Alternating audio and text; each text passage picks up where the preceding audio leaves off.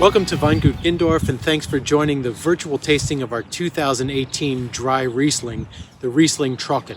Now, this wine is going to stand in a little bit of contrast to the dry Riesling that we tasted in the initial installment of this series, the 2018 Riesling from Niederberg-Helden.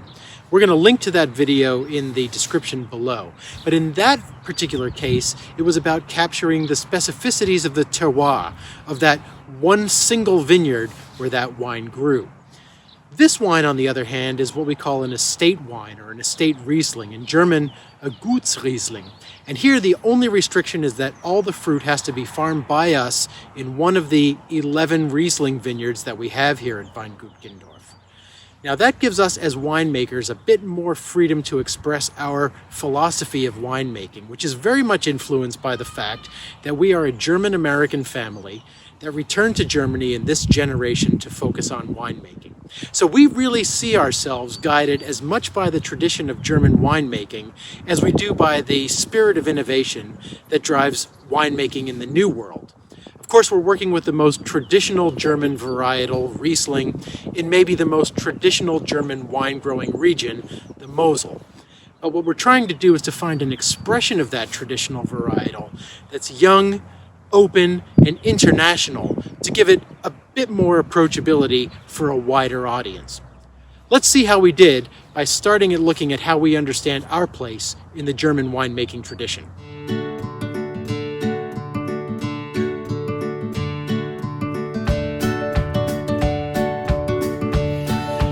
The scene was set for winemaking in Liesser 350,000 years before Christ.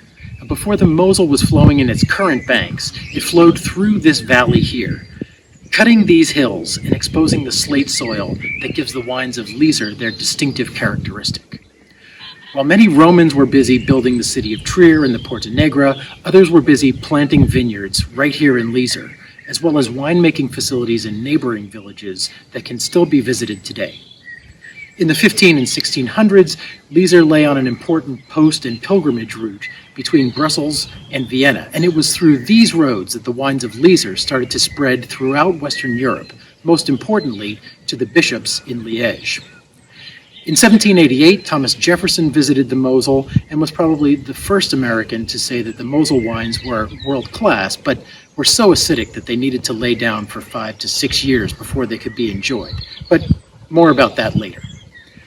After Jefferson's time, Napoleon came to the Mosel and occupied this area for more than 20 years. An important fact because he was able to implement French inheritance law, which said that the inheritance had to be split absolutely equally among all of the heirs, meaning that the parcels here on the Mosel got smaller and smaller over the generations, reflected today in the fact that there are more than 12,000 small producers here on the Mosel. Now, about the time in 1857 when my family was immigrating to the U.S. to start a bakery in the Lower East Side of Manhattan, the vineyards of the Mosel were being classified and brought into a map that still serves as the basis for vineyard classification on the Mosel today. And the echoes of that French inheritance law can be seen in the plots of Weingut Gindorf. We have 17 different plots, together equaling about 4 hectares. 11 of them Riesling plots, and these 17 plots are spread over 5 to 6 kilometers. All this makes up the traditional frame in which we work. Now, let's see what we were able to do about addressing Mr. Jefferson's concerns about that acidity and opening this classic Riesling varietal up to a broader audience.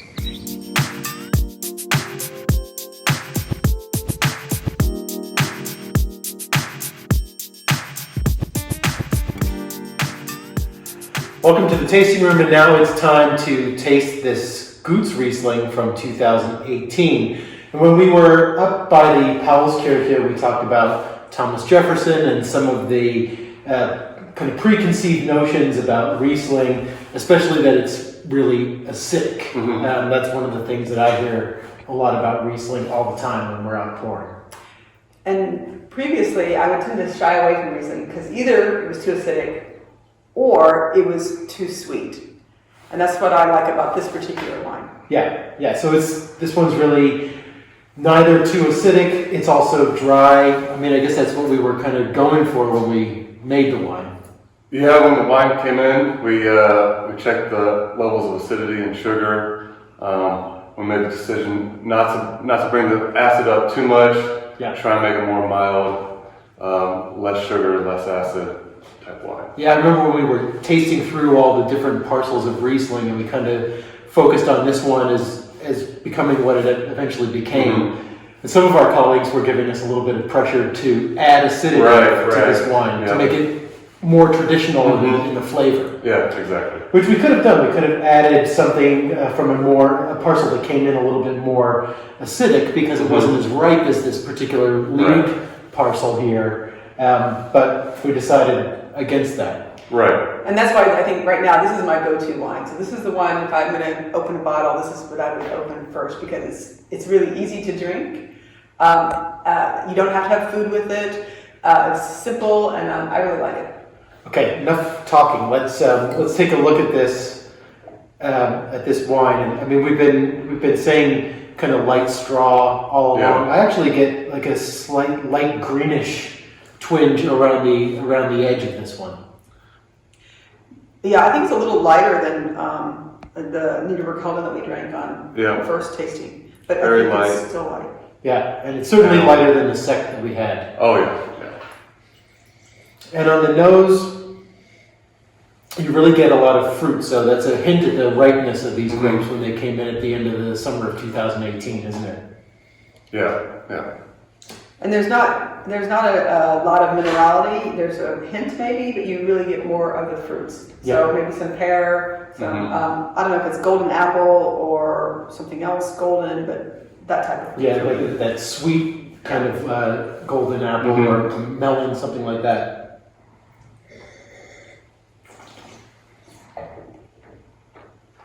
And on the palate, there's that freshness, but the acidity doesn't make your lips pucker. Right.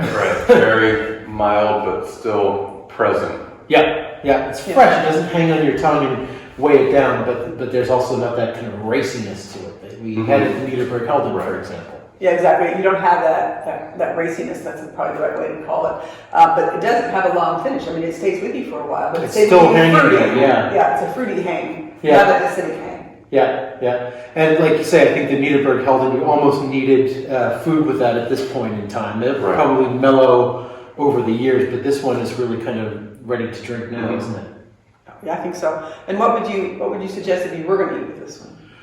I think what I would do is if you were going to grill prawns or something like that, or if you had a fish that you were going to do, like a light fish, a trout or something like that, would go really well with this wine. You don't even really need too much sauce with it because it's so light on the acidity. Now I'm really thinking about grilled prawns. I can't get that out of my head, but I think that would really complement this wine really well. Seafood. Yeah, in the summertime, having this wine to start out with on the terrace or the balcony, drinking before you eat while you're grilling, and then you have some left or a second bottle to have with the food would be perfect. Even a green salad with some chicken on top. I mean, just something really light and easy, summertime. Fresh. Yep.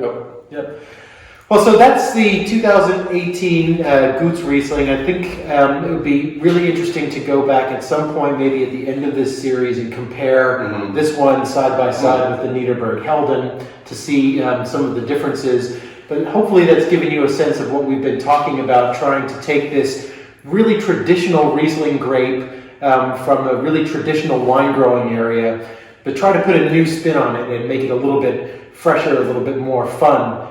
Maybe than you were expecting. So, as always, please leave your comments and questions in the comments section below. And until next week, here's a look at what's coming up.